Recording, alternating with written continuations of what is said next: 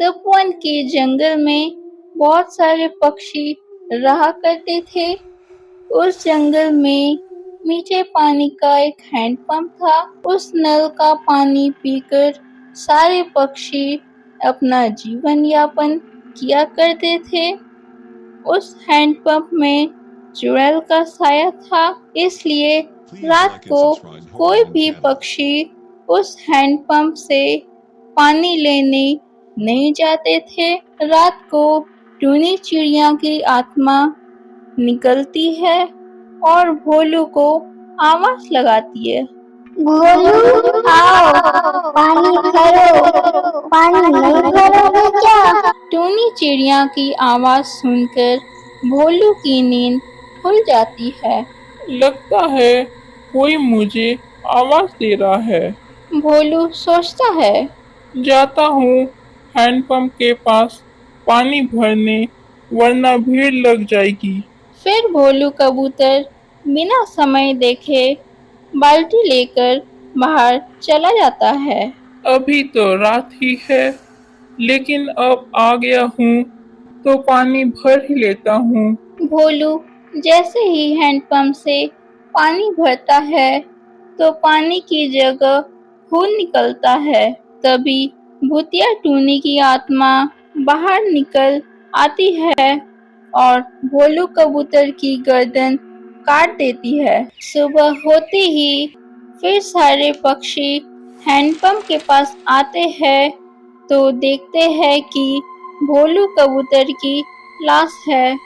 जंगल के सरपंच सारे पक्षियों को सलाह देते हैं कि कोई भी पक्षी अंधेरा होने के बाद पानी नहीं भरेगा।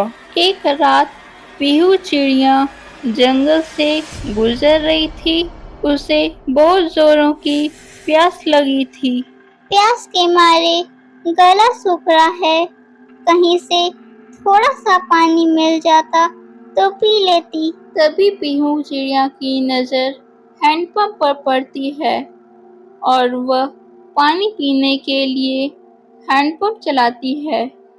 तभी टूनी चिड़िया की आत्मा हैंडपंप से निकल जाती है और चिड़िया का गला काट देती है।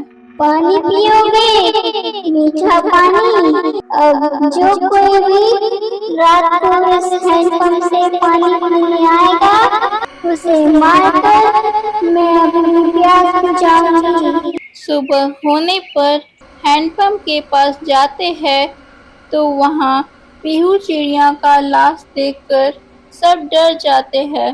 लगता है कोई राहगीर था, इस हैंडपंप के पास आया था, अपनी जान गंवा बैठा। पर सब अपनी जान बचाने के बारे में सोचो।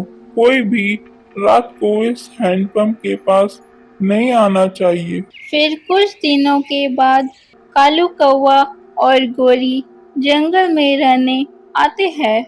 जंगल के सरपंच तोता उन दोनों को समझाते हैं कि उस हैंडपंप का पानी दिन में ही निकाल लेना अपने जरूरी कामों के लिए। रात को उस हैंडपंप से पानी लेने नहीं जाना। जो भी रात को उस हैंडपंप से पानी लेने जाता है, अपनी जान गंवा बैठता है। इतनी रात को कौन हैंडपंप चला रहा है? सरपंच ने तो कहा था कि रात को कोई भी इस हैंडपंप के पास नहीं जाता है। फिर कालू कौवा उस हैंडपंप के पास जाता है। आज मैं इस हैंडपंप के राज को जान कर रहूंगा। हैंडपंप से टूनी चिड़िया की आत्मा निकलती है। कालू उससे पूछता है, तुम क्यों उसे मार डालती हो? जो भी इस हैंडपंप का पानी रात को निकालने आता है। इस जंगल का सरपंच बहुत ही जालिम है। जब मैं इस जंगल में नई आई थी, मेरे पास कोई भी काम नहीं था, तो मैंने इस हैंडपंप के मीठे पानी को बेचकर व्यापार शुरू किया था।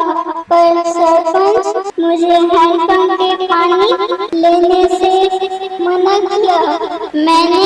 सरपंच को समझाया कि हैंडपंप से पानी निकालने से खत्म थोड़ी न होगा, लेकिन सरपंच ने मेरी एक भी बात नहीं मानी और मुझे मार डाला।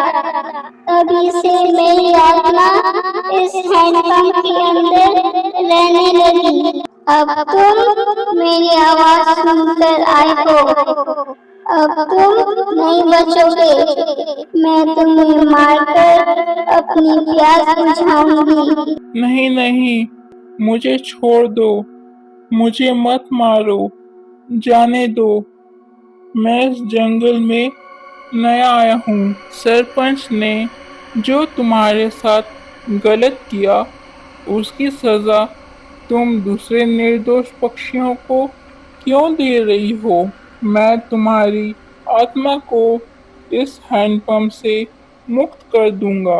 अगले दिन कालू सरपंच के पास जाता है और उसे टूनी चिड़िया से माफी मांगने को कहता है। तुमने टूनी चिड़िया को मारकर बहुत बड़ा पाप किया है। तुम्हारी इस गलती की सजा सारी पक्षियों को भुगतना पड़ रहा है। चलो, तुमने जहाँ टूनी चिड़िया की लाश को दफनाया है, वहाँ चलते हैं। उसके लाश को निकलवा कर उसे जला देते हैं ताकि उसकी आत्मा को मुक्ति मिल जाए। और सरपंच, तुम अपने आप को पुलिस के हवाले कर लो। अगले दिन पुलिस सरपंच को अपने साथ लेकर जाता है और जेल में डाल देता है।